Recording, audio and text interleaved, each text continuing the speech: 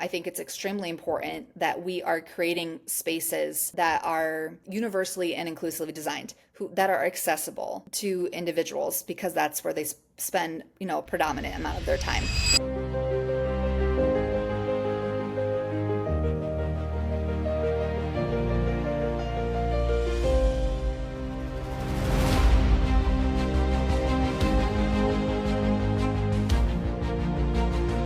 I want to talk about all of the things that are important to you and the things that you want the public to know in regards to why what you do is important, your personal mission to tackle this and honestly make the world a little bit better for those that need a little bit more help Yep, absolutely. in regards to that.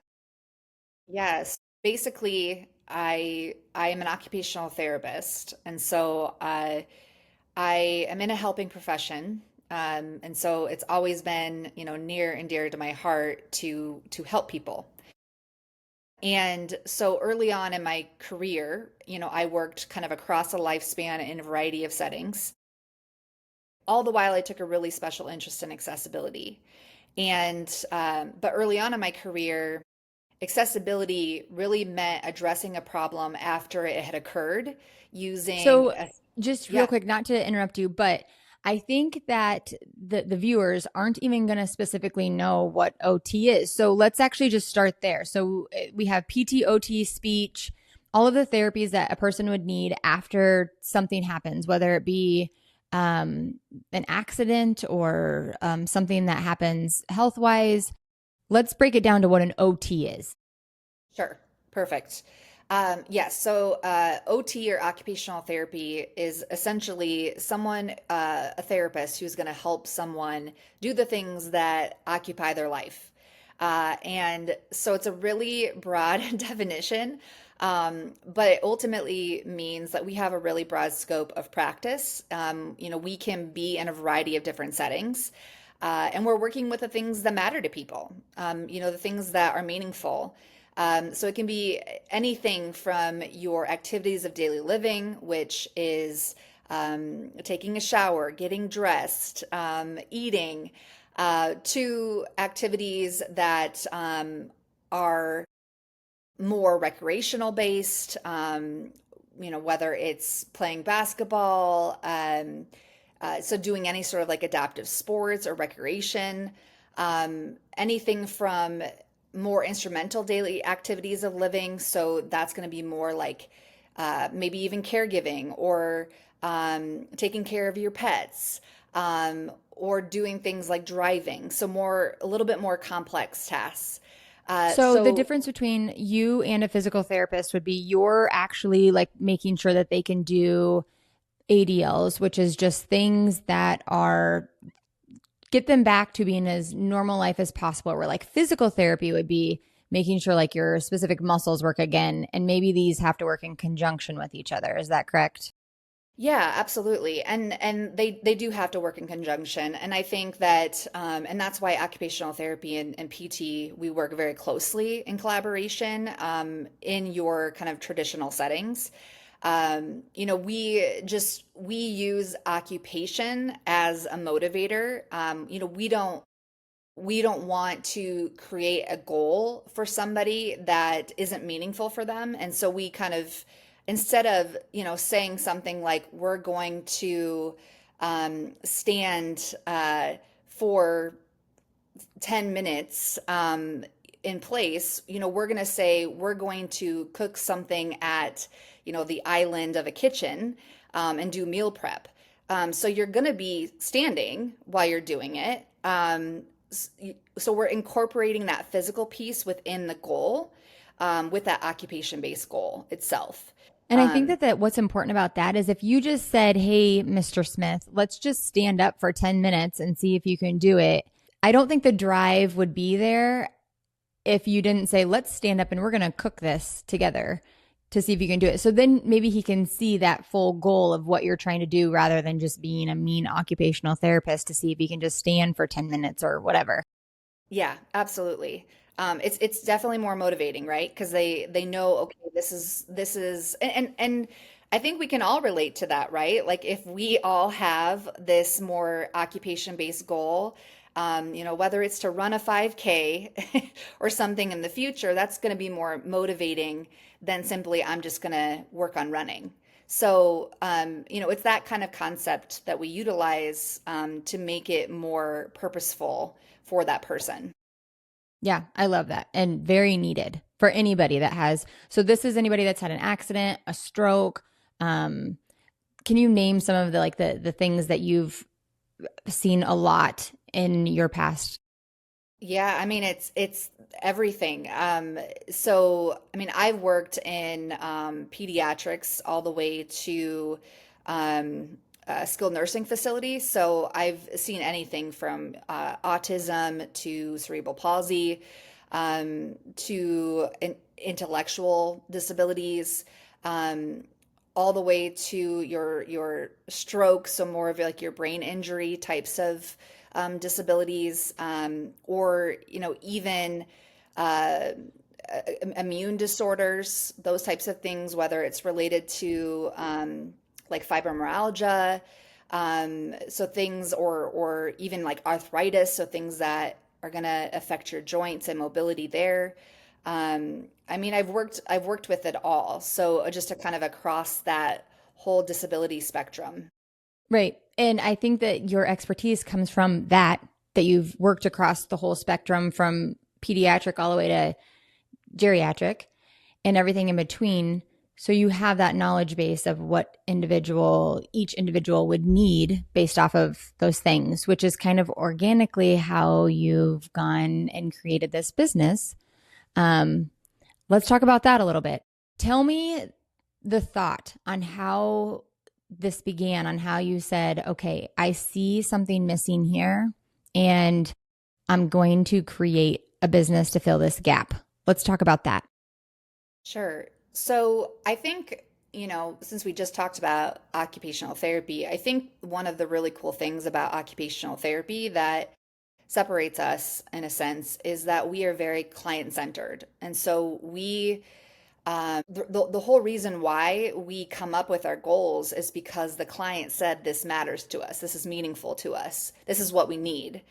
And I think that that is an important concept for design.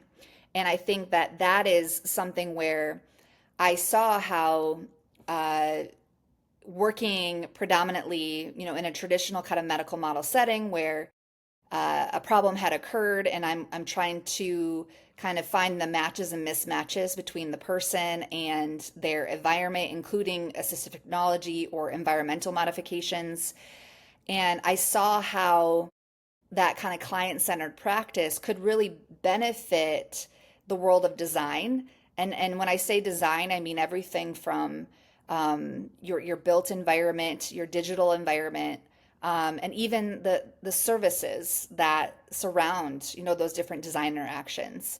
So you not only do the physical stuff, but you also help on the digital side too. So if someone would need some kind of technology incorporated in their house to make their life easier, you also have the ability to help them incorporate that. Yes, absolutely. So I think there's a really big trend right now, and I don't think it's going to go away anytime soon, towards kind of smart home automation. I mean, there's a lot of trends around technology in homes where, people are using things like Google Home, for example, Alexa, Siri, whatever that device might be, using it to help people be able to live in their homes and do so successfully. And so that is definitely a part of that. And also even thinking about the technology based off of products, like everything from appliances, like the appliance choices that you're selecting can make or break, accessibility for people in their homes. So those are all kind of things that I can help people decide. Again, going back to those matches and mismatches between the person and their environment can help them decide, okay, what's going to work, long proof, but while at the same time not going to lose appreciation Well, on your. generally speaking, I don't think we know. And as a person that, I mean, as you know, I have some healthcare background and I worked in a space where there was PTOT. And so I have a little bit more of a knowledge than even the general public. But if someone that has no healthcare background at all has something happen or whatever the case may be, they don't know what they don't know. So they don't know things that you may be able to come in and help with. And I think that even goes for like, the big business corporations in the commercial too. When you have, let's talk about like hotels or malls or anything like that. I think the builders and the designers there, we have a law that you have to follow, and it's what you have to have, like a handicap parking space. You have to have ramps. You have to have those buttons on the wall. Just quickly thinking about the things that I would pick out that are ADA compliant, but Sure. that's the bare minimum, right? That's the bare minimum of what a space has to have to be ADA compliant. Where you have the ability to take it up to the next level. So those folks want to come back there. These places, homes, malls, hotels, offices, whatever. It's actually a good place for their experience to be better than just bare basic, Right. right? Right, yeah. And the ADA obviously it applies to more of your public spaces. But what I think about the ADA is it was a wonderful thing, a much, much needed thing. But you're right, it is still the bare minimum. But you have to think about the time in which, it was enacted. We were still learning about disabilities. And we've learned a lot since then. The ADA, I would say, it is generally, a lot of the standards are built in consideration of people with mobility disabilities. But we know there's a lot more people with disabilities than just people with mobility disabilities. And the other thing is that you can have more than one disability. And that's the case for a lot of people. There are people who have physical disabilities but are also blind, or they're also deaf, or they also have a traumatic brain injury. And so we have to kind of consider those kind of comorbidities that exist out there so that we can really kind of understand again that full disability spectrum. And the thing with universal design is it has kind of built in its own definition that it is going to meet the needs or create products or spaces or systems to meet a wide variety of users to the greatest extent possible. So it's never going to catch everything. But I think what it's calling for is just making us at least stop and think, not necessarily who are we including here, but who are we excluding? And could it be better? So I think that's kind of it creates pause. And that's where I think I come in, is I can help fill that pause and fill Right. that gap.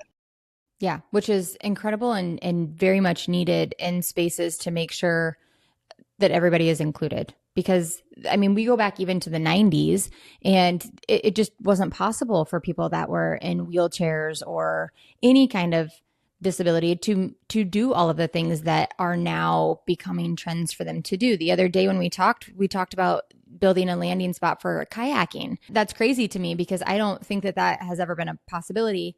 However, I will say that we are a Disney fam, and when we go to Disney, it is incredible how universal they are.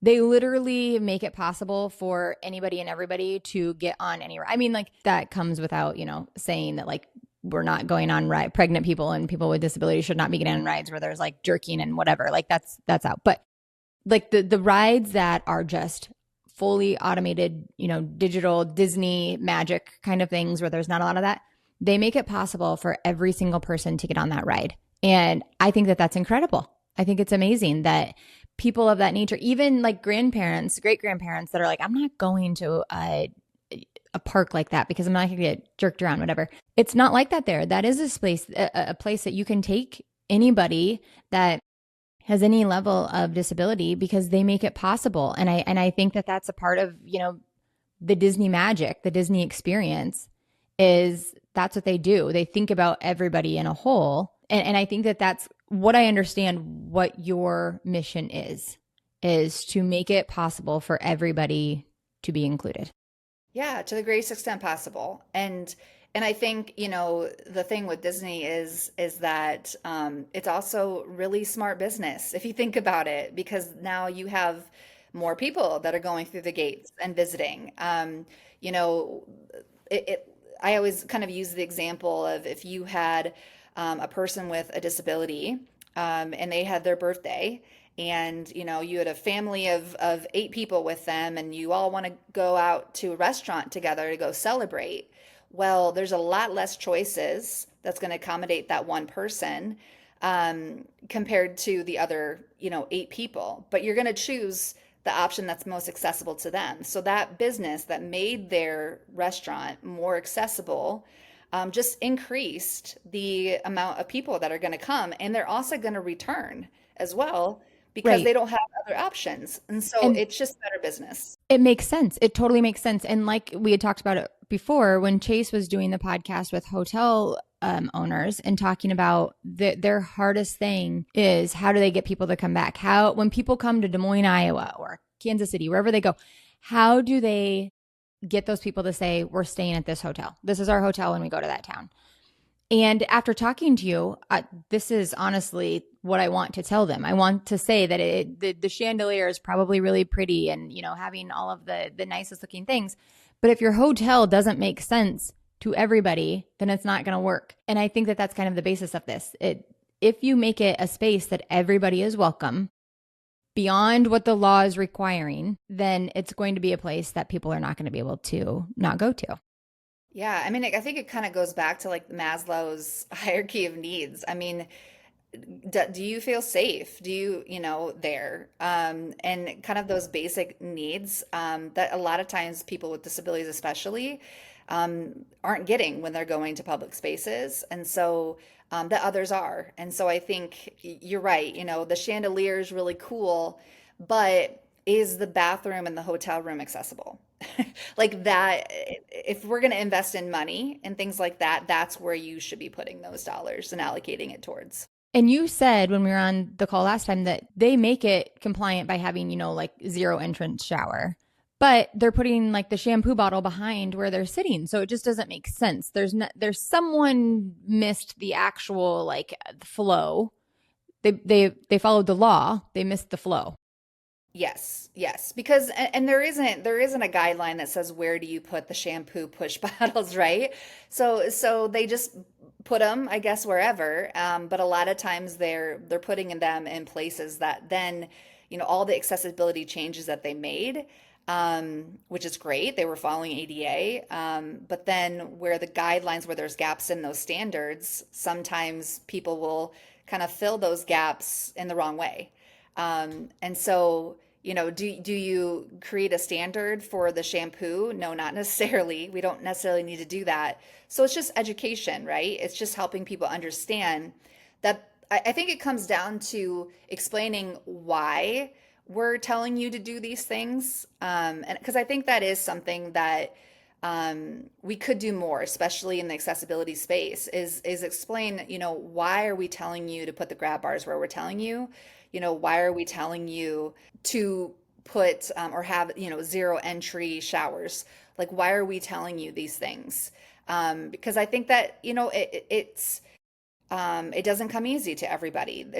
Unless you experience it yourself, you might not understand it, and that's No, that's the a normal thing. designers of these places don't understand it. I mean, the designers of these places have degrees in design and aesthetic and whatever.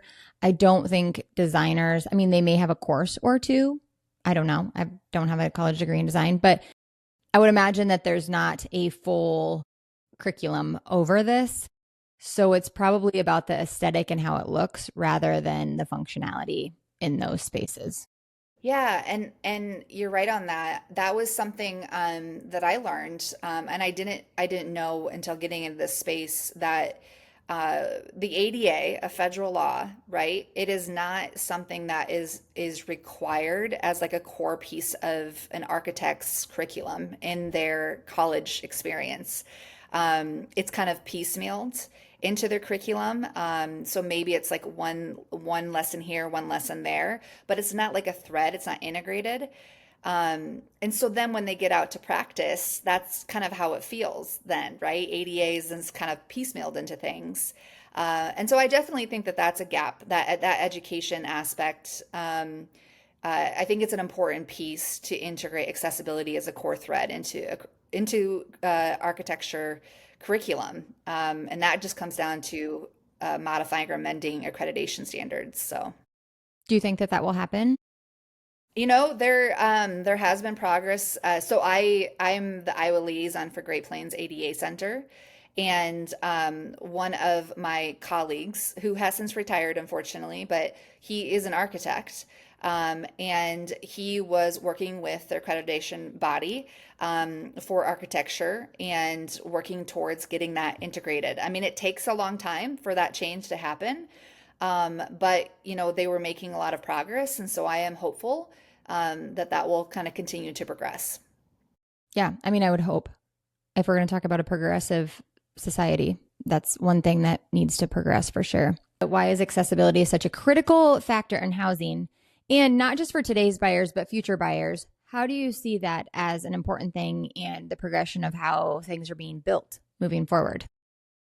Yeah, so when it comes to, accessibility in housing, I think we have to look at, again, how are people occupying their time? So there's the occupational therapy side of me, and recognizing that, 90% of our time is spent indoors, and a majority of that time is in essentially either our house or a workplace environment. And now, kind of post-pandemic, a lot of people are working from homes. And so now you're spending even more time in your home environment. And so for one, that reason, I think it's extremely important that we are creating spaces that are universally and inclusively designed, that are accessible to individuals, because that's where they spend, predominant amount of their time.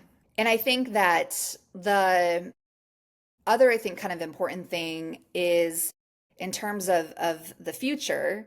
I think the issue right now, though, is that when we look at the actual current national housing stock that exists, there's only 1% of that national housing stock that has like the five basic universal design features in them. Housing right now is just not accessible and not What are able to. those five designs? What are the five that you're talking about?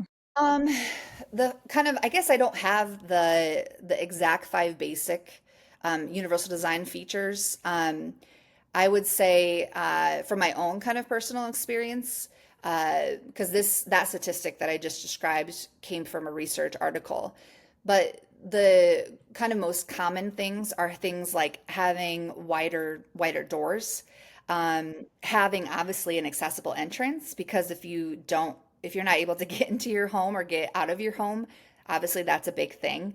And when we look at kind of that resident experience, that's going to be one of the first things, like how do we get into your home? Then you need to have kind of a wider door frame.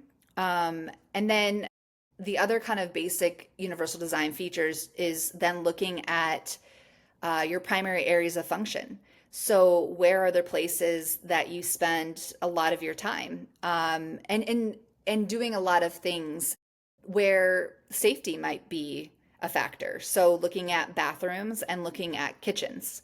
And those areas, making sure that if we are in an environment like a bathroom where there could be water on the floor, and different things like that, like how can we make that more safe for people? So that would be kind of another basic universal design feature. Yeah, I definitely think that anybody could probably come up with the basic things, right? Like if someone came to me even today and said, we need to build a house that is accessible for my husband and his electric wheelchair. Those are the things that I would honestly come up with without any kind of expertise on the back end. The things that you said. However, even like the depth or the space between like the kitchen counters that are against the wall and then the island, like that's obviously going to need to be a bigger space as well. Those are the very basic things that I think that I would think about, versus something that you would think about. And I think that what the difference is you've seen these things and and we don't know because we've not experienced it. We've not worked with people. So I think the disconnect is we have potentially people trying to do things that they don't actually know what it's going to be like after. So that, you know what I mean? They got the basic stuff down, but they don't know what they don't know. I guess that's what I'm trying to say. So having someone that can come in and do a consult to be able to tell you this is what you're going to need when this happens. Yes, it's not a law, it's not covered in, you know, ADA. This is kind of a next level thing, but this is what you're going to need to be able to make your life a lot easier.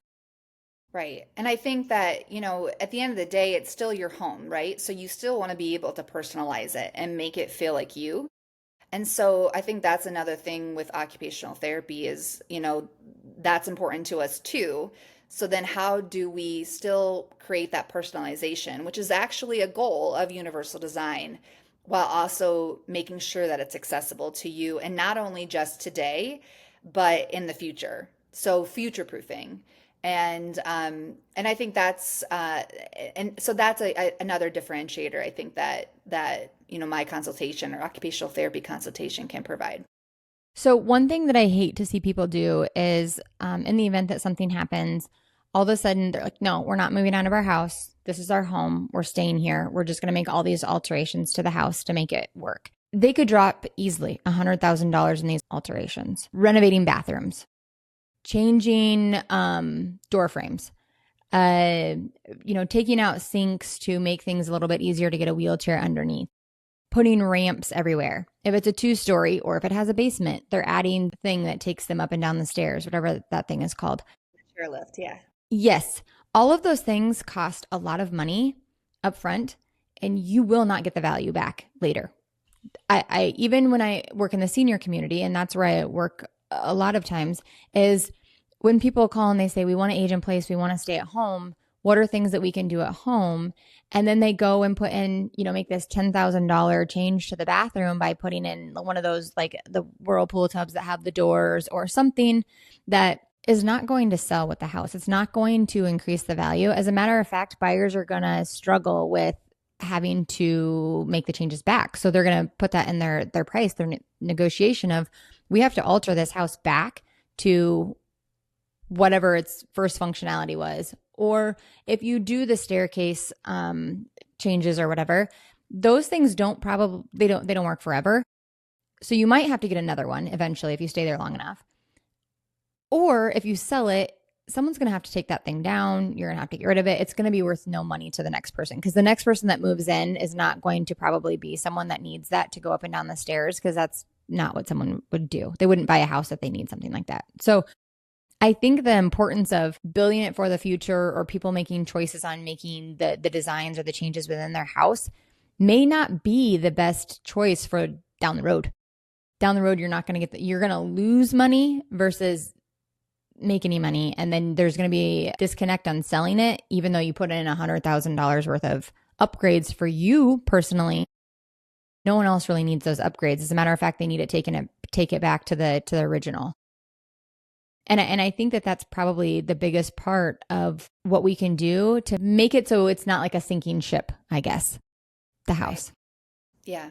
And I think that kind of falls into, I mean, a lot of your homes or a lot of your more affordable or cheaper homes are going to be more like your spec homes, right? And right now, universal design, it's not a part of your spec homes. It typically requires customization to do that. So I think a really important piece to address that whole kind of cost issue is incorporating universal design features into spec homes. So just making that the norm. And that will also kind of help to reduce those costs over time.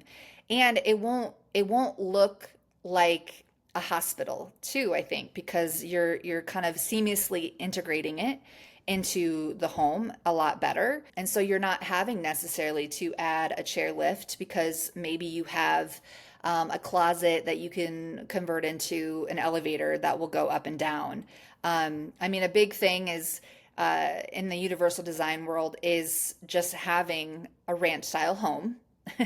But that might not be everybody's cup of tea, and that's okay too. And so just what are ways that we can incorporate universal design then too? That's just it's not going to make it feel like you're in a doctor's office or have assistive technology like a chair lift where someone might come in to visit and say, oh, why do you need this? Like, because people, there's the whole dignity aspect of it, and assistive technology can sometimes call that out. And so yeah, so universal design, just trying to integrate it seamlessly, and by doing that, adding it to like our spec homes, I think is a way to kind of address that cost as well. I would agree.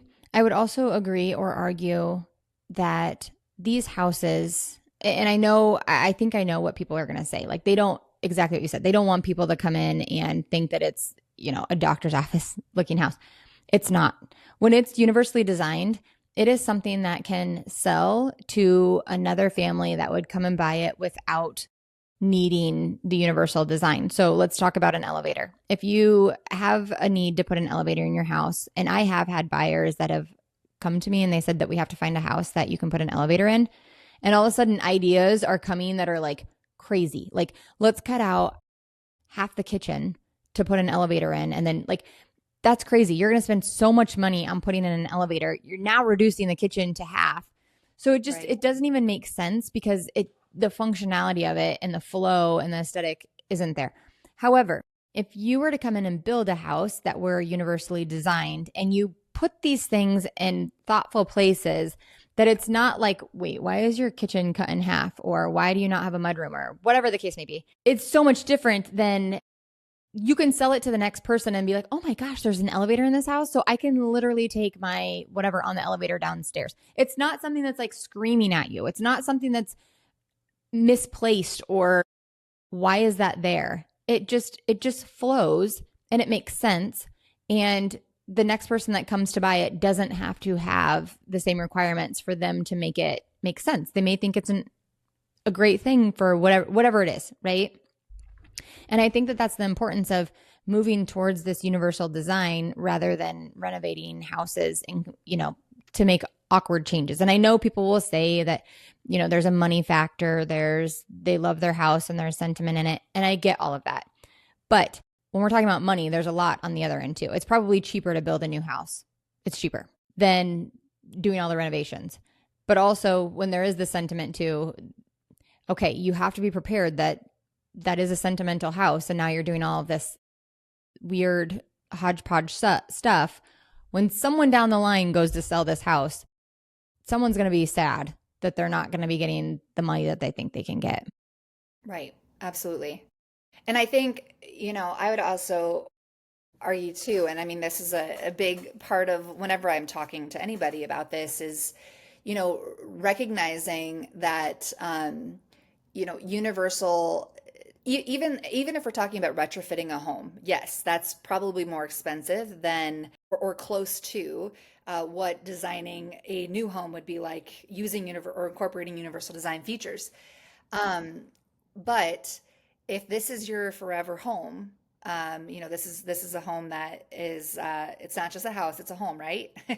um, then thinking about when that day does come, where ultimately you do have to make that choice between staying or leaving, and whether it's transitioning to a nursing home or assisted living facility, whatever makes sense, that's money spent too. And that's a lot of money as well. To do that transitioning, it can be anywhere between 80 to $100,000 a year. That's just a year. Whereas maybe retrofitting could be that just that one time. And so I think that's just another important factor. Again, it's hard, I think, for people to conceptualize because that might not be their situation right then and now. But I think it's an important thing, especially if this is like your forever home. Um, I will say absolutely, a goal is for new builds to incorporate universal design without a doubt. But at the same time, if this is your forever home, investing in it and doing it with thought, and incorporating those basic universal design features and trying to make it not feel hodgepodge together as much as possible. I think there's a benefit to that too, um, because ultimately, that aging in place, there's just so much research out there that really supports, living at home as long as you can. And there's a lot of different concepts where the less you're in more of an institutionalized sort of setting compared to your community and your home, your cognitive and your physical abilities, you're going to maintain them and sustain them longer. And so I just think that it's, how much is that worth? How much is your physical and mental health worth at the end of the day?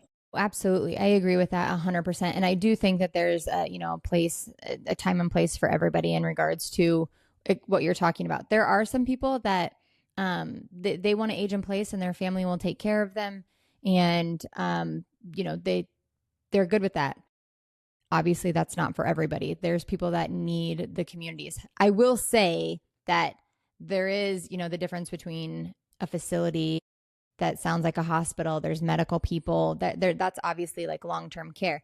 But to your point, those spaces that a lot of times the people that are moving into those senior communities, which is housing, as you know, that those aren't facilities, those aren't like institutionalized. They're literally like beautiful dorm room apartment complexes where there's just a generation that is moving into those and enjoying their life to the point that they have meals made for them, they have company, they have activities that come to them.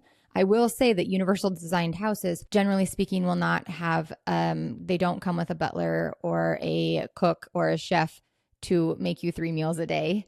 And, those things. So, in my opinion, the two are completely separate topics on needs. A universal design house, where if someone has a big family and they're coming over all the time and they're still, both spouses are alive and they can stay at home because they can do a lot of things on their own. Those people are able to stay at home, right? Because they have a community that takes care of them and they're not lonely, whatever. However, the senior housing, which is not that institutionalized place, it's the college dorm room that there's restaurants and meals and neighbors and activities and all of those things. Those also need to be thoughtfully designed as well. As you said, those things can't be left out of this. They may meet the basic requirements that we've talked about, but what can those places do to actually make their community or their housing more desirable than another one? It's got to go above and beyond the bare minimum. Right. Liz, yeah, you're spot on. And that's what I would say is so there's a model that exists out there. It's called the Hoke Awake concept, and it's based actually in the Netherlands, and it was for people with dementia. So the big issue, I think, is you can still have these really great places, but you're still pulling someone away from their familiarity, right? Like it's still going to be unfamiliar territory. I think a really good example, even from a personal perspective, is my grandpa. He wanted to live at home as long as he could. It just came to a point where we couldn't do that. But it wasn't even like what was inside those four walls. It was also the community outside those four walls because every day he would go to the Royal Cafe and he would go and have coffee with his buddies. But when he went to the nursing home, he couldn't do that anymore. And so I think it's that whole, it's almost the experience of housing, right? That we need to take into account. You can have these wonderful assisted living, and I will never knock on those things. I think it's how can we also kind of build in more that familiarity and that kind of sense of community. And so where I was going with that was this Hook Awake model, which is very much where they use because it's Dutch, they use that Dutch culture and they embedded it into everything and they created this little village basically um, concept where there was a movie theater, there's a grocery store, there's a salon, there's all the things that you would need. And people that aren't in or needing those senior housing, they could still come. They could still come and go to the movie theater. They could use that grocery store. But the people that lived there, they had more of that help and support. So it had that still kind of community environment and that feeling. And what they saw was that transition between kind of more your traditional assisted living or nursing home towards this village concept, that there was like a significant drop from like 50% to 10% of people that were in that village who needed psychotropic medication. So they had significant decreases in behavioral changes, and predominantly these were people with dementia too. So had significant decrease. So I think it just kind of goes back to that familiarity, which is a big thing for people with dementia, um, and that sense of dignity and that sense of autonomy. As long as we can maintain those things, that kind of sometimes gets taken away when they transition from a home. I think those are those key things. And so how can we build that in through design? Mm. And so I think that's where we kind of need to go and need to think about. Yeah. Oh, absolutely. Absolutely. Um, and like I said, nursing home is so much different than like this housing that's out there. I don't know if you've visited some of these, but there's one that's by my house that's like, it was built in 2017 and it is amazing. Like, I'm almost jealous that I can't live there at my age because it is just, it's incredible. I mean, it's literally, they are literally cruise ships on land at all of the Yes. things they provide. Are they expensive? Yes, absolutely. However, so is, you know, your dignity and your life and your the last chapter and not dealing with broken fridges or, you know, maintenance around the house or just having the ability to just leave, lock the door and leave kind of living is incredible. And the one that I live next to, they don't just have like a cafe. It's like a whole restaurant. I mean, I cannot believe it. It's crazy. And you can have people Yeah. come in that do your laundry. You give them your dirty basket and it comes back to your closet like a ninja. A ninja just came in. It's my dream living, honestly. I don't Yeah. understand like what the hesitancy is for Feel that. you. I I feel mean, you. how do I get these ninjas in my house? Um, and then just being able to go down to a restaurant 3 times a day and like have meals with your friends and just order and then you and your friends leave and then we come back. Like, sign me up, please. Not having to think about cooking, not having to do it, not having to clean. There's even salons in there. I mean, it is different. Now, what you're talking about too, the nursing home, which is different. We've got to use the words. We got to separate the two because one is a facility, a medical space. There's nursing carts in the hall, there's beepings, there's call lights. Right. That I think is what people think of when they think of these spaces. They literally think of that. And it isn't. We have evolved. There is dorm rooms for senior citizens and I almost can't wait till I get there. But these spaces that you're talking about, I would agree. Having worked in them 20 years ago, way back in high school, there's some things that could be done to make it different. So there's some, you know, they can hang on to their dignity. I mean, I remember that there was like like the showering rooms where they were literally like all that there's just, you know, like a factory of showers happening by the CNAs. It's crazy. I think that has changed. I would hope. But what you're saying is true. We have to be able to keep that dignity. We have to be able to keep people loving. I don't want to say loving life because I think at any space, if you're in a nursing home, it's probably hard to consider yourself like loving life just because of whatever ailment that you're having to live with, living their life the best that they can, even with needing medical intervention. What are some of the biggest myths or assumptions that you hear about universal designs and how do they compare to what the reality is? Yeah. So I think one of the big ones is that that I hear in terms of an assumption is that there isn't a big enough need for homes to be universally designed. And so just to kind of, Bet you. Like, not to interrupt you, but bet you. As a realtor, I'm hard pressed to ever think that. There is not enough homes that are accessible to people that need those alterations.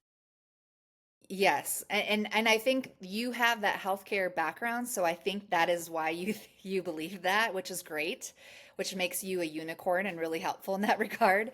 But I just know from experience that there's a lot of people that think that. That's And I crazy. think That's crazy, crazy, crazy to me. yes, and but I think it also kind of comes down to this idea of people just not understanding what universally designed even means, and Well, and that's understandable. fair, but like as a realtor, if I'm taking someone into a house and I'm showing a family houses and there's issues on getting them in the house, there's a problem. I don't think you Right. have to be in in healthcare to know that this isn't a good long term. Yes, there's only 3 steps, but those only 3 steps become 20 steps when you're having to go in and out all day long or whatever. That's what's crazy to me is how are there not realtors that are not able to pick apart these things to be able to identify the problems rather than and that we won't go down that rabbit hole of just, the commission and all of that stuff, that they're not actually serving their client like they should and advocating for them. But yes, there is a huge issue. It's rare and it costs more to have a house that's zero. Zero entry. Yeah. Yes, it costs more. And great, some people are willing to pay for it, but there's not a lot of houses that pay for it because it does take some extra architect work or whatever it is. So it costs more. There's not enough houses. So I'm going to help you bust that myth right now. Continue on Yeah. what you were saying. No, no, that's awesome. And I think that so just to kind of spat out some statistics that support, what you and I believe in terms of reality. So there's like a new single family home has a 60% chance of housing someone with a disability. So I think it goes back to also this understanding or not understanding the prevalence of disability. Because I think we also, again, we look at it from a very like physical standpoint and not understanding the whole spectrum. And that statistic increases to like 91% when you're considering visitors with disabilities, right? So, I live at my house and my parents who are in their mid 70s are coming to visit. One of which in particular has some mobility challenges. And she comes quite often to visit. So for me, it's really important that it is accessible for her. And so I think, that is another factor. It's that visitability too, that community that we have in our lives. And we want to make sure that they're feeling welcomed and that it's accessible to them as well. Um, Absolutely. And I don't know how many times I hear that, yeah, we have Christmas at our house, but grandma can't come because she can't get in and out of the house. Or it becomes a whole dramatic scene. So let's talk about dignity. Grandma's coming, but our 2 uncles have to pick her up out of the chair and walk her up the stairs. Like, we all know that this happens. Or right. it's grandma is afraid to come at Christmas time because she doesn't want to fall on the ice on the steps, even though she has a walker, or whatever the case. It is a problem. And you're right. If someone even if your family is fine, everyone's athletic, what do the generations above you look like in regards to getting into your house for visiting? If we can't do Christmas at grandma's house because it's too small, not everybody fits in there, right? So how do we get Yeah. everyone to our house? Well, grandma can't get up the stairs. So then we run into that problem. So then we have to rent a community space that's zero entrance so Right. how do we resolve all of these issues? Right. We make our housing more accessible. Yeah. And I think that, there's a trend right now even towards multi-generational housing. So, parents are coming back and living maybe in extra bedroom, or maybe there's an accessory dwelling unit that's even being added to housing, but those should be accessible too. And so, yeah, But I also, think how it's do you make sure, even if that place is, even if grandma's apartment is accessible, how does she get into the main part of the house? So it's not like, well, grandma has that part, but she isn't able to come to, where everyone else is. at the end of the day, you gotta get them in the door, and so I I think that that's a huge reason is that grandparent community out there for each family, and making sure that they can come and visit their grandchildren, because there's again when we think about like health, there's a lot of research that supports grandchildren and grandparents spending time together, increases their life span as well. And so yeah, I think it's an important thing. Yeah. Oh, absolutely. I guess the other kind of myth I wanted to talk about was that universal design is like an inefficient use of space. I hear that a lot. Um, because, Do you mean it like, does. not, let me just clarify this. You would mean like someone would walk into a house and be like, there's a lot of dead space here. Is that what we're talking about? Okay. That, the universal design, I think people assume that it requires a larger footprint. And that's not the case. There's been so many examples out there where although design does have some specific space considerations, it can be effectively implemented into small spaces. And that's even been seen in kind of the tiny house movement, where it's just really thoughtful design is going to maximize that accessibility and affordability too, because affordability is a condition of accessibility.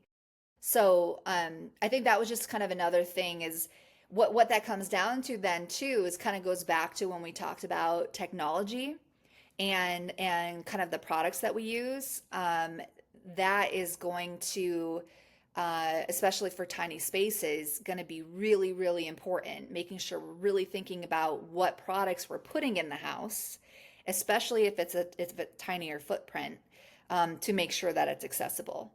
And so that was just another thing I think it's really important because it's another trend. I think even in Des Moines, there's a huge push for more affordable housing and even more tiny homes. And so I think that that's just an important concept to get out there is that we need to make sure that those are accessible too. Right. Oh, absolutely. There is a missed space on that, or there's a gap. And I don't know if it's because there's not a lot of money in it. I don't, or honestly, the combination of a builder or realtor or people in real estate having healthcare as a background is probably where the gap is being missed. It's just that these are two separate specialties and they're not collabing. And I think too that I think it goes back to what's taught in school and that there has become this kind of mindset, especially with like the ADA, for example, of like it's a checklist. It's just something we do to be compliant versus it actually being like a culture. And I think that's the important thing is not looking at the ADA as like an add-on or just something that we have to do, but looking at the ADA and universal design, all of those things as it's just good design. I mean, it's just a fundamental condition of good design. And it's going to be different for everyone. So I love what you said that it's not a checklist. It's literally personalizing what that person needs because the checklist is literally the bare minimum. Literally. Right, How right. can we go above and beyond to make a person's life a lot easier on, on the grand scheme of things? How do we make sure that their experience is just as good as anybody else's beyond the checklist? In housing, would you say? In all, yes, Yeah. in all spaces. Yeah. I'm Well, just like thinking the legal checklist is that's it. yeah, That's what they're going by. exactly. So I think that, and that's actually a huge philosophy around my business is this concept of co-design, which is where I'm merging occupational therapy and this client-centered concept where we're designing with people, not for them.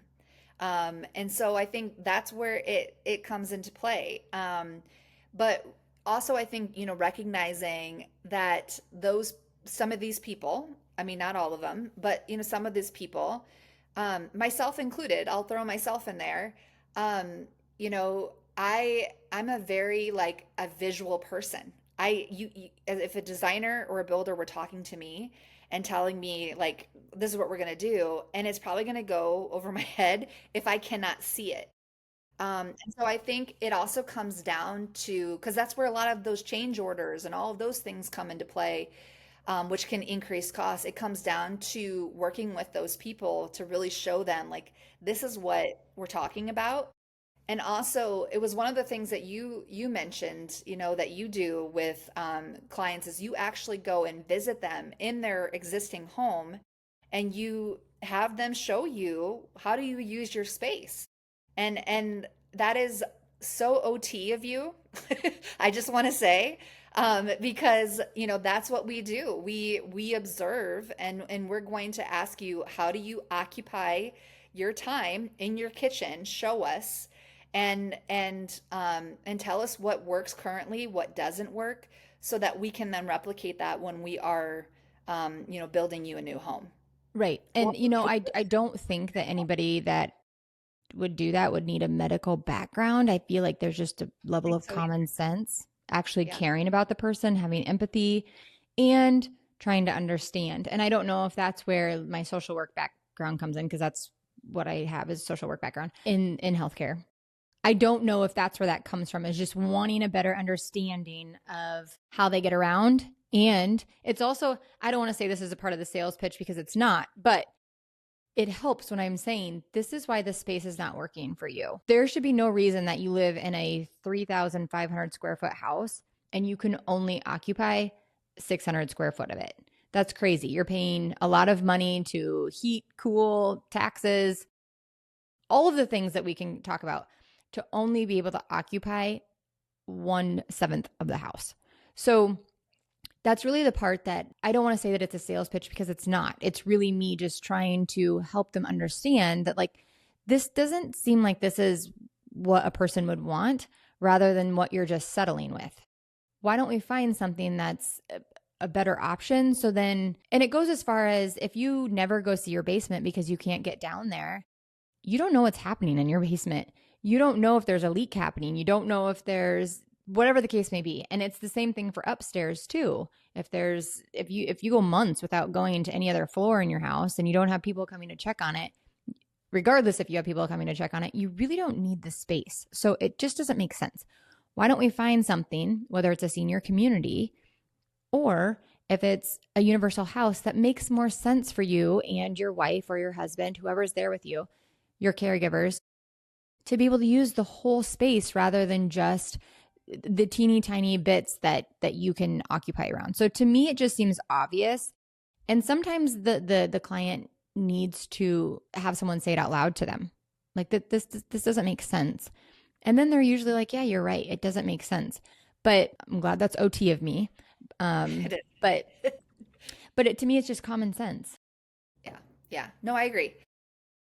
And it's funny because when you brought up about, not knowing what's going down, beneath you or downstairs, the memory, a personal memory of me popped up of my own parents again, where, they have a pretty large footprint home.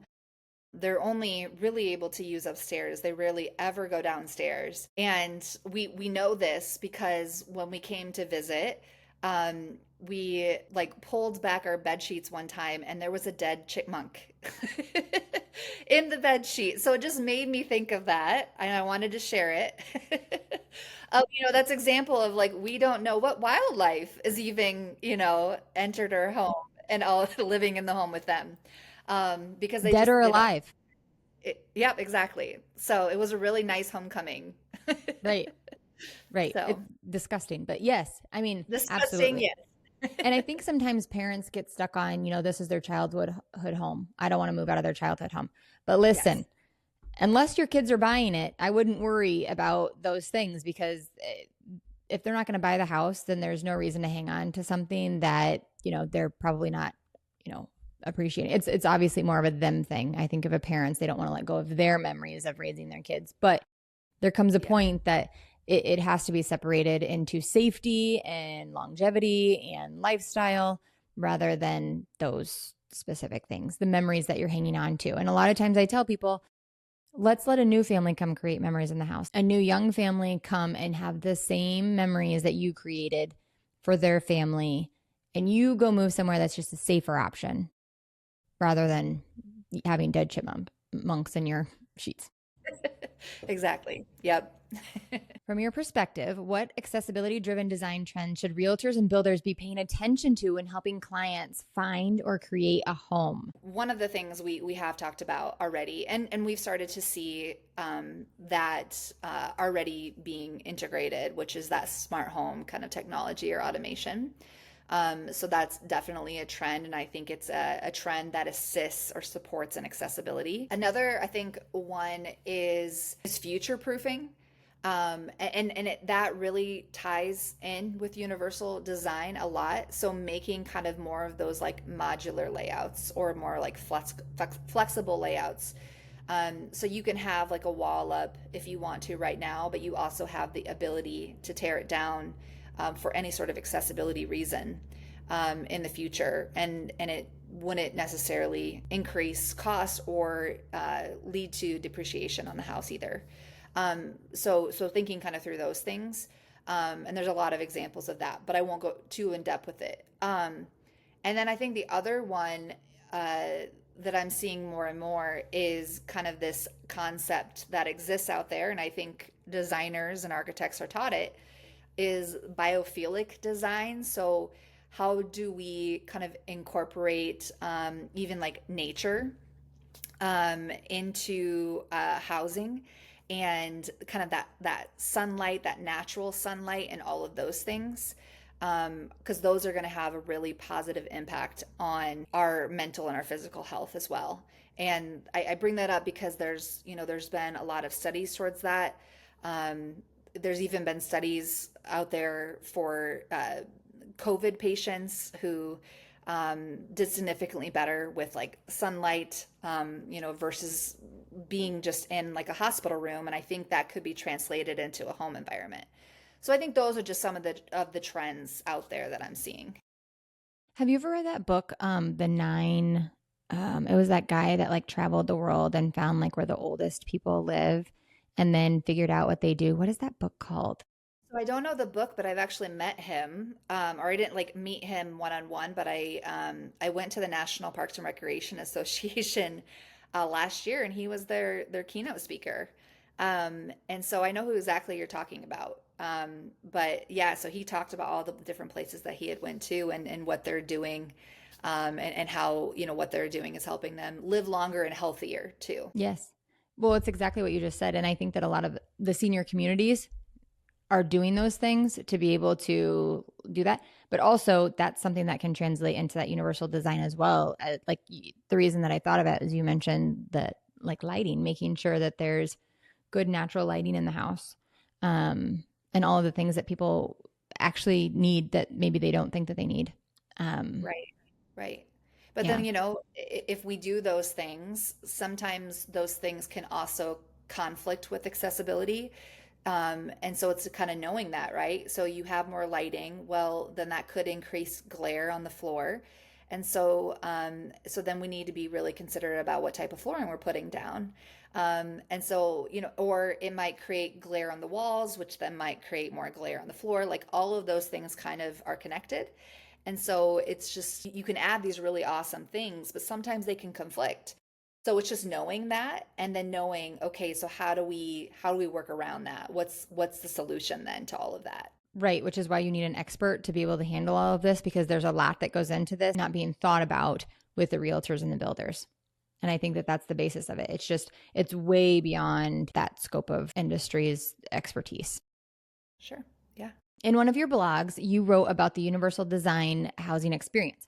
What does that mean to you and why does it matter? Yeah. So, and again, I kind of touched on this earlier, with the universal design housing experience when I brought up like my example of my grandpa from a personal perspective, and what kind of transpires outside of those four walls as well, and him at his Royal Cafe with his buddies. And so really kind of taking into account, obviously the house, but also the location of the house, and how connected is it? A phrase that I use a lot is, what is the mobility connective tissue? Right? So, are there walkable streets that are going to get them to that or Maslow hierarchy of needs, right? Is there a connected grocery store, whether via public transportation or just because it's a complete street? Do they have all those necessities or access to all those necessities? I think is an important aspect when we're thinking. So that's where I think when we going to like urban planners and developers, and being really thoughtful about what we're putting up, and making sure that it's kind of all connected ultimately, in a really seamless way is important. And so that's kind of a part of that universal design housing experience, but also looking at what are the potential barriers that are in place to even finding a universally designed home or building universally designed home. So before we even get to the point of finding or building a universally designed home, what happens before that? And so, finding, credible people that work in this space, that's a barrier. And so knowing, those people that have that expertise, that credibility, those certifications are important. So I think that's an important touch point on that universal design housing experience journey. And then, also looking at the affordability. So, you and I, we've talked a lot about uh, the money factor, and we can say or kind of preach that universal design or transitioning to somewhere else, it's relatively could cost the same or be comparable. But at the end of the day, I think we also need to kind of recognize that, you know, in this point in time, people just might not have that money.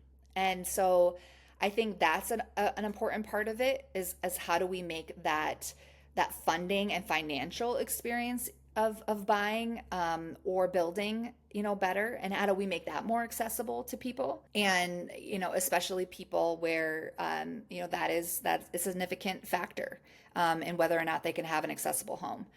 And then yeah, another, I think, important piece to this then is the findability, and I think that's where realtors really come in.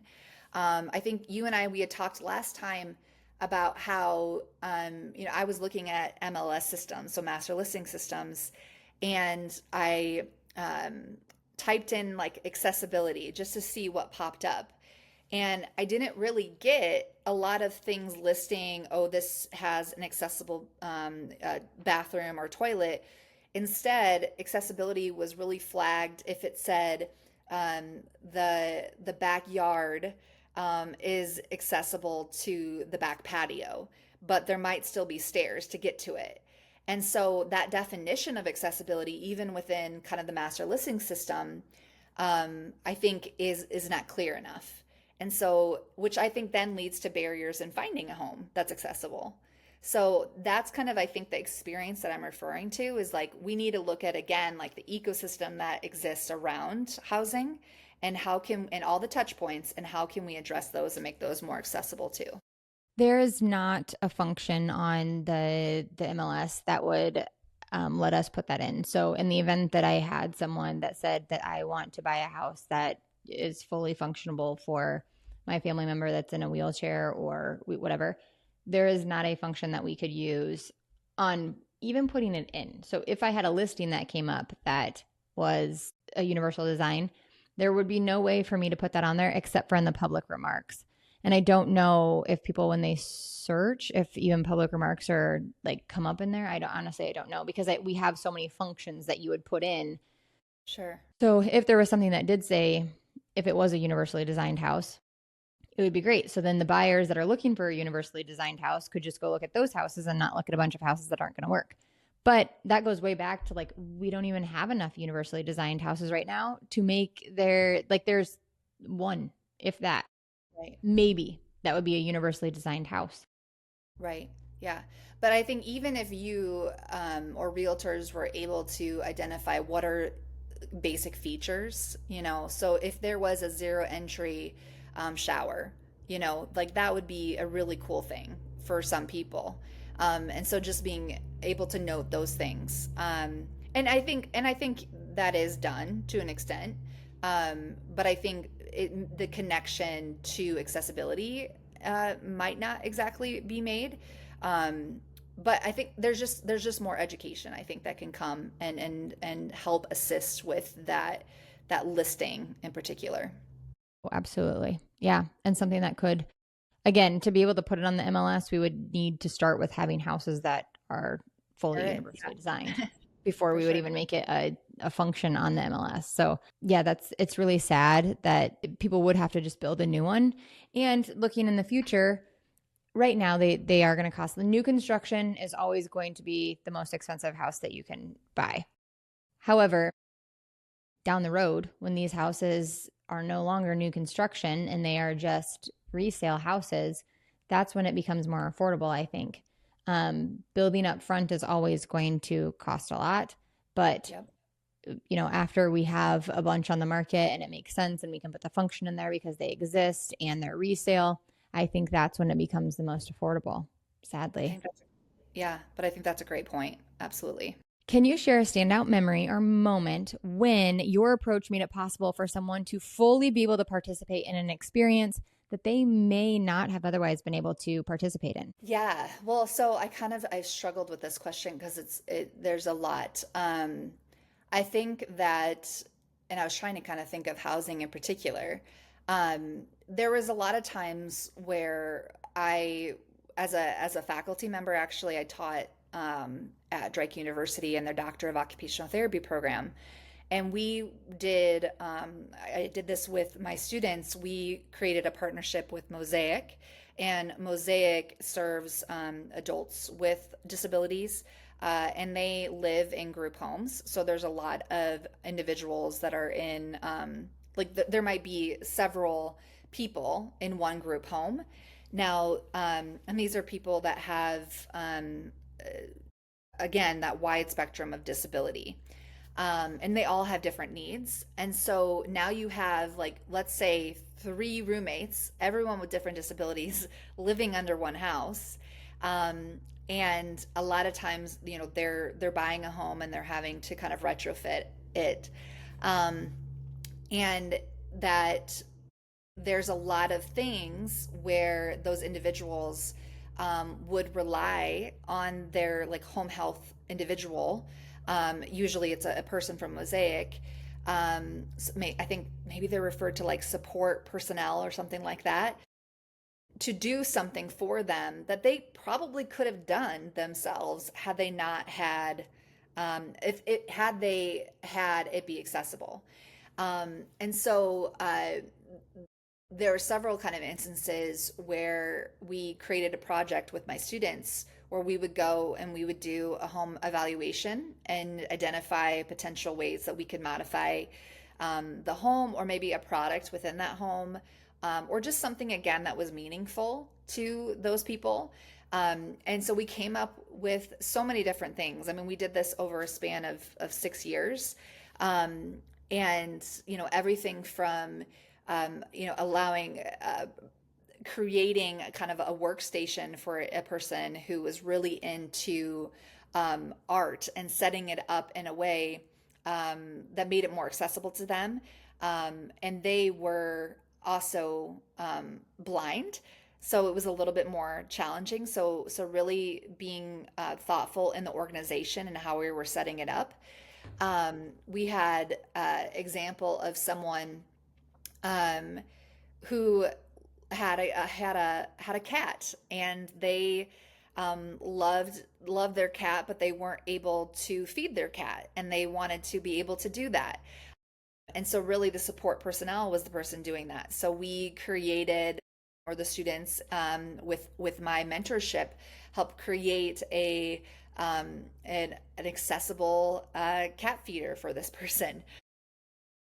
And I mean, and there was also just simple things like, um, uh, or suggestions made of, let's just, modify. So instead of having your doorknobs, you have lever handles. And let's take, or move these rugs because maybe you have a power chair or you have a wheelchair. And it's, making it more challenging to navigate, through the home. So there's So a I lot of those examples that really come to me kind of through that relationship and that partnership, that enabled those people to do the things that they love within their home, because that is where they spent the most of their time. I think the most important thing that I'm hearing you say is that every person that wants to make a universal home that they really want every part of their family to be included in, it has to be a personal journey with you. Yeah, And it's because not every person is going to have a cat that they want to feed or exactly. whatever, right? Yep. Not every person is going to want an art station. Not every person is going to want whatever. But with the ability for them to sit down with you and tell you exactly what it is that they love to do, that's important to them, that they want to make possible in this house, you will help them create that. You will help them create whatever it is that is important to them, which is why you can't do a full like teaching to builders and realtors, because there's no way to hit everything. Something that's important to this person is not important to this person. So there's no way to do a full, just like this is a class that you can take and then you're going to be certified and figure it out. It's not the case at all. There is so much more to it for every personal journey or person on what is important to them. Right. And I think, because I was just having this conversation the other day, with a colleague of mine.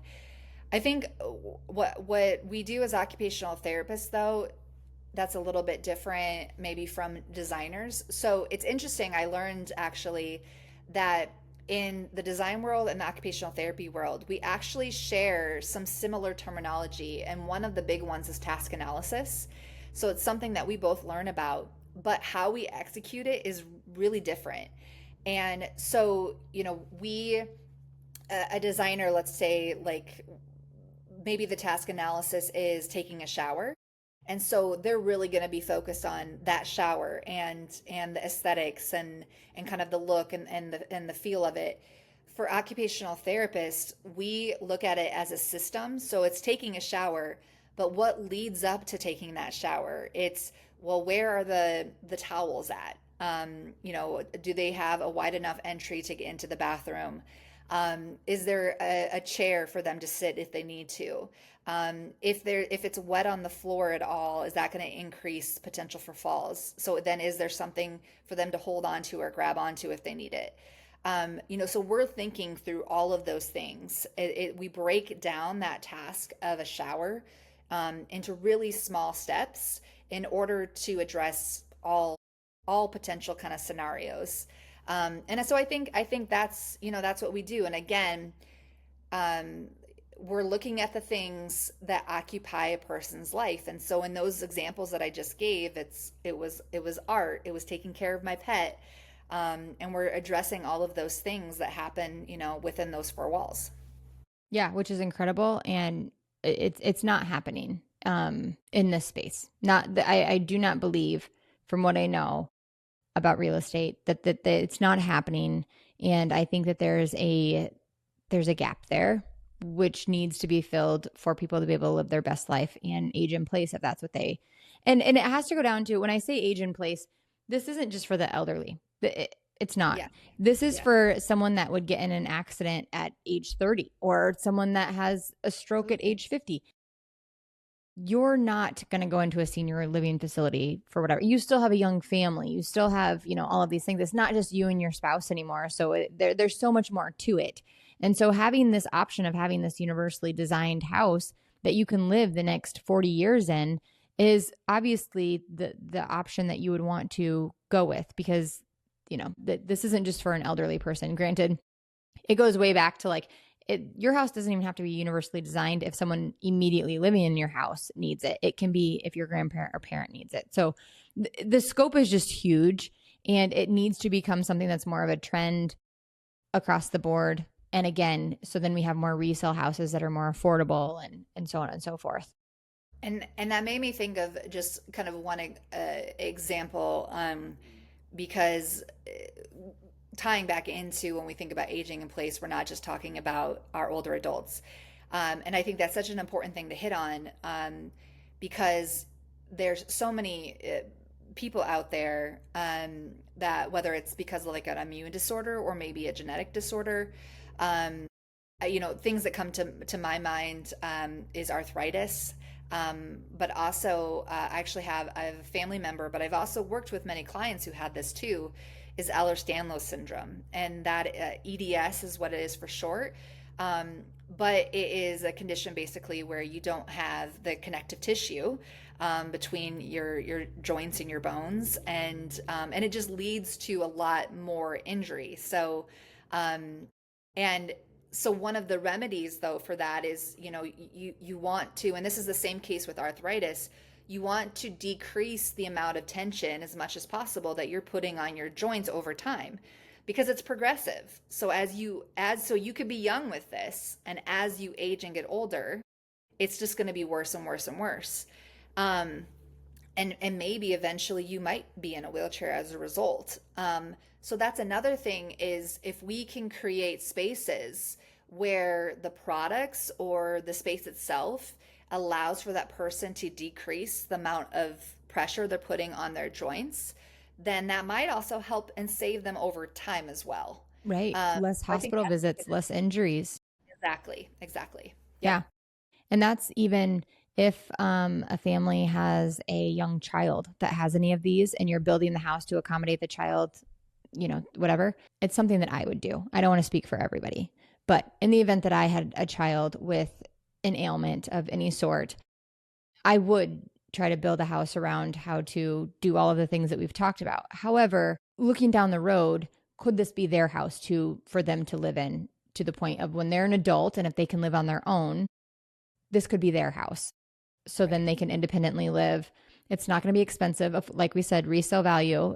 I don't know how that would work. I mean, that would be all. Maybe they would give it to them. Maybe they would make it buy it from whatever. But you would know, they would know the house. First of all, that's the first thing. The child would know the house because it's the house they grew up in. It would be safe for them. It wouldn't be an expensive option. It's, there's like so many advantages to it of just allowing the child to be able to have that universal house that they grew up in and lived in and all of those things. That I think that that's something that I would consider, honestly, if I needed this, is just this is going to be their house and we'll be the one moving out. Yeah, absolutely. I think that's a great point. I mean, a really good consideration for sure. Yeah. There's just so many options that I think that we're not thinking about, and people are struggling. They're struggling. I mean, parents are hurting backs, children are hurting backs, wives are hurting back. All of these things are happening as a result of having to pick people up or do things that they don't necessarily have to do if Right. they lived in the right house. Yeah, and I think one thing that we haven't even talked about is those who have temporary disabilities too. So, I'm one of my colleagues who's near and dear to me, and she works in this field with me, ended up sustaining a really um, kind of terrible injury, and she lives in an area where it's, has lots of stairs in her home. And so she said that, she could had a firsthand experience now of what that inaccessibility is like. And so I think it's important, whether it's, you broke your leg and you have crutches now, whatever it might be, is there could come a point where all of us at any time could also sustain a temporary disability and our house might not work for us at that point. So I think those, I mean, like you said, there's just so many scenarios out there that just make it more important for us to address accessibility in homes. Right. Right. And all to be considered for sure, because it just, there's more injuries happening with people like making do with what they have. Absolutely. What's one lesson you've learned from working in cross disciplinary teams that you think listeners interested in for inclusive design should know? Oh man. I think that one lesson, and I think again we have touched on this, is that the inclusive design really it thrives when every discipline understands that they're part of the same story, but they each see a different chapter, have a different chapter. And what I mean by that is, as an occupational therapist, I can really bring this human experience lens, while architects or engineers or even realtors for that matter Chat can bring. GPT. I mean, think about all of the stuff that we are dehumanizing for the professions. I don't think that there's any way that a robot will be able to come tell a person like you would. Right. Yeah, absolutely. I mean, there's benefits of AI for sure, but it's never going to completely provide that human element, 100%. Um, and so I think where the magic really can happen is, when we really stop working in parallel and we really start to truly co-design. And then that is again that philosophy. It's the core part of my business, Uncurbed, is designing. It's designing with the people that are most affected by this, and that includes designers, because I think it's important to recognize that they experience their own barriers when it comes to implementing these things. There isn't really necessarily a process for how to implement this, and that again is why having someone, like myself, be able to provide that kind of process and integrate it seamlessly into their workload so that we're also not putting more, work on them because they're busy enough. So I think that that's kind of an important aspect too. Uh, and so we start to then, share the language. We start to learn from each other's constraints, and we just start to make decisions with the end user in the room, and it ends up not being like an afterthought. So I think that's a really big lesson. Well, I think that's the biggest part is we don't want it to become an afterthought because while, having someone like yourself come in and do, can consult the whole thing and help them build it, no matter what, guaranteed that is going to be cheaper than any afterthought, any modification, anything that would happen afterwards. And I think that's the important part of this is you don't want to build something or create something that is very expensive. And then you find out the hard way that it all has to be redone or something didn't work right, or that's easily the cost of you. Just one Yeah, one absolutely. I mean, modification. that's where those change orders come in. And, you and I think we both learned that one change order could be $4,000. And so, I mean, that's a hefty price. And then what's the cost of the rework too, and their time? I mean, it's just a lot. The change order is just the starting point of $4,000. The actual like function, and that's not even like after the house is built and you've lived there for a while, and then you're like, wait, this didn't work. We didn't think this through. Exactly. Yep. That's Yep. going to be $20,000 easily, Yep. and Absolutely. headaches with contractors, and living in a construction zone. Yes, absolutely. What has been your biggest surprise or your steepest learning curve running the business that you run, integrating therapy with design? And by that, like things that actually work versus like just doing things for aesthetic reasons. Like if something is just, we're doing something for just aesthetic and because it looks pretty, how do we say, okay, we like this because it looks good. We like this because it's something that is going to not be funky looking when someone walks in the house versus we have to do it this way because it works. What is your biggest learning curve or like your biggest success at integrating the two of those things together? I think it's just the education, and the education that's needed, to really get people to understand that you can have something be both accessible and aesthetically pleasing. And that those two things are not exclusive of each other, I guess, if I'm answering that question right. And I think that that's kind of goes to even the larger aspect of that what we're doing is really a mindset shift in general. And so that's definitely it's been a challenge. It's been a fun challenge. But helping people understand that, again, going back to that ADA checklist, and that it's more than that. It's a culture change that we're trying to implement, and basically say that accessibility is just good design. But it's a matter of educating people and explaining why, like why did we choose this particular product? What is it benefiting? Who does it benefit?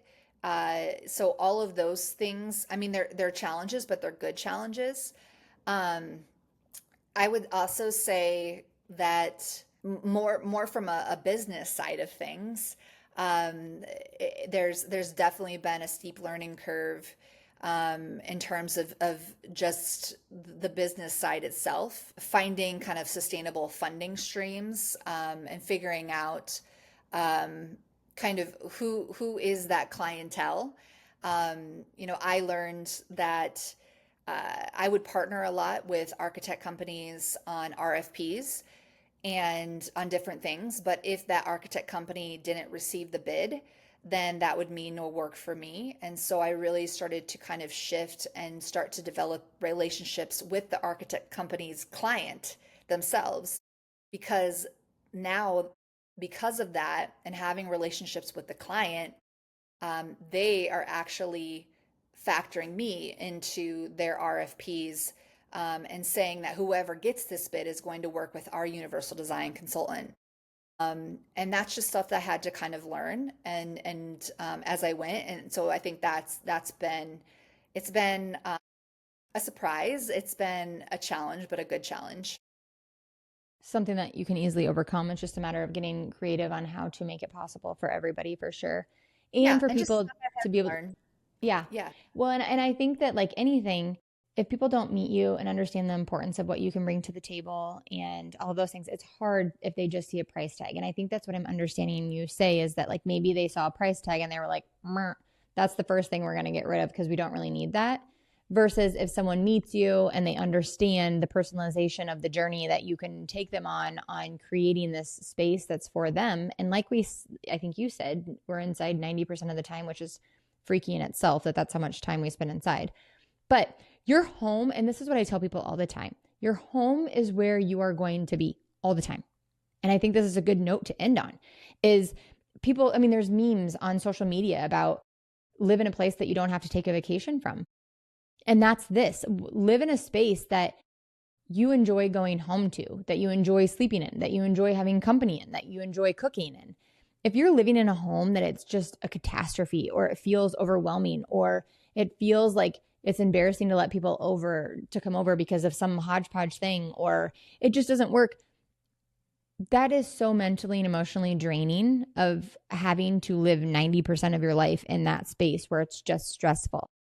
How do Yeah. you venture that your life would be different if you lived in a space that you were proud of, that was easy, that made sense, that there's all of these things that just, and I get it, it takes money. Everyone's going to say that. That's going to be the pushback. This all takes money. Doesn't living in general take money? I mean, you're going to have to pay a mortgage or a rent regardless. You may as well figure it out so then you're happy. And maybe that's, a completely separate conversation. But I think that that's where the disconnect is. But back to the point is, I think that people actually have to meet you, and it's not just a bill that they can cut for them to understand the importance of what you bring to the table. Yeah, absolutely.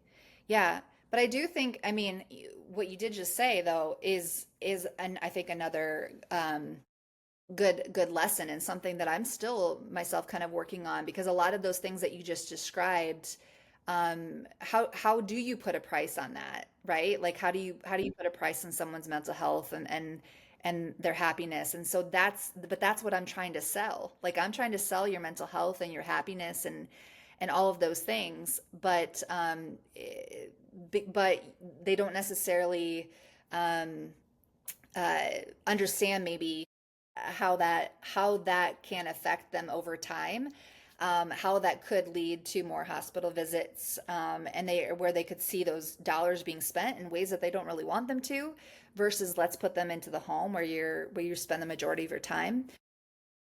And so yeah, I think that meeting me and that education piece, that's a huge part of my business. I have kind of like these three core pillars of what I do. One is consulting, one is co-design, and the other one is co-learn. And where it's just collaborative learning, and that's a kind of a staple of anything that I do. I always start with education and like, what does accessibility mean to you? And that's kind of where the tagline comes into of like redefining accessibility because it can mean different things to everyone. And that's ultimately what we're trying to find out. And then once we find that out, how do we implement that into a home environment? And I don't want anybody to think that we are trying to hide the fact that we own a business and we're salespeople because we are. However, I will say that if you say I'm not going to call those gals because they're just salespeople and they're trying to sell me something. That's your own prerogative because I mean, it's not our mental health, and I don't want this to sound mean or rude, but it's just the reality. If you're going to say that they're just salespeople and they're just trying to whatever, that's fine. You can stay in a house that we've just talked about that doesn't fit you and that it doesn't work and it's you don't want to go home. It's mentally draining. It's you feel like you need a vacation away from it that doesn't affect us at all. But what we're bringing to the table is we will help you create spaces that you're proud to be in, that you're happy being in, that you don't feel like is just a drain. And I think that that's the part about it is you have to look past people that are in sales that, everything is about us when it's not. We are using our strengths, and we're using our education and all of our research and everything that we know to create spaces for people that they can be happy in and thrive in and potentially have less injuries in. There's so many advantages, but, and just what you said, that there is a price point for doing a universal design and having that designed, but there's also a price point for injuries, mental health, emotional health, longevity, all of these things. You have to decide which price point is heavier. Yeah. And I think it's, we would be remiss if we didn't say that that could be considered as like a privileged perspective too, right? And so I think that's an important thing. Like I think for some Right. people, um, it comes down to I would love all of those things. I love to be happy, but I just can't because maybe it's I just don't have the money right now, you know? And so I think it's important and that so for me in my business, that's why like affordability is really important. And really taking that into account. And looking at all of those again those touch points in that housing experience.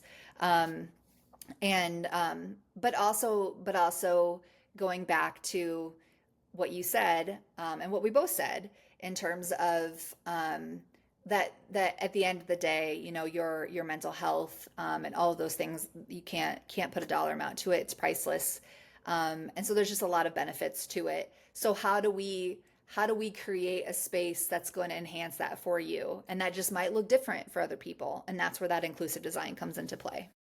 But it's also thinking ahead for the future too. If you have a child that is going to need a universally designed house, I mean, they need help, they need all of these, they need a space that is universal, but they may not be able to afford building one as an adult person.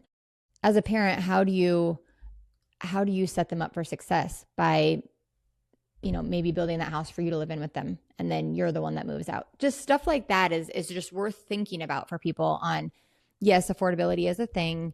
And once we get more universal houses built, the resale will be cheaper. But how can we make this possible as a whole? It takes a village Right. to to include everybody. Right. And that's why I think it is so nuanced, right? And why having that healthcare background with a focus on client-centered care is really, really helpful because we get into the meat of what is meaningful to everyone, and we really center ourselves around that. So yeah, and I think, one of the really cool things I would like to see is going back to the idea of spec homes and how do we just, instead of having to have all these custom builds for universal design, how can we just integrate that into the spec homes? Because I think that's more of a systematic change that ultimately could benefit the home builder and the owner.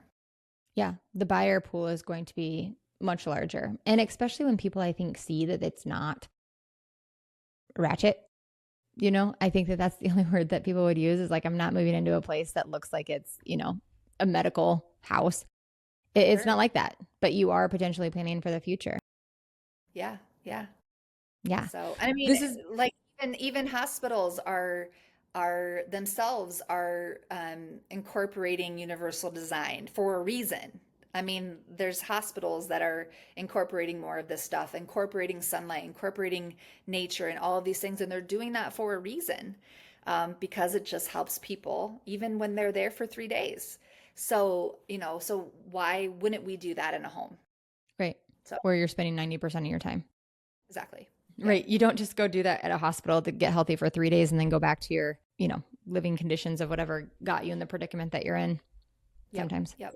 So thank you so much for coming on. This has been great. I think it's a good opening conversation. I think it's good for people to hear, to just start the conversation across the board on what we Yeah. can do to create change and a new trend per se on having some more universal options for people that need it. Yeah. And thank you for the platform to be able to come and Yeah, share. Yeah. no problem. Thank you. Thank you.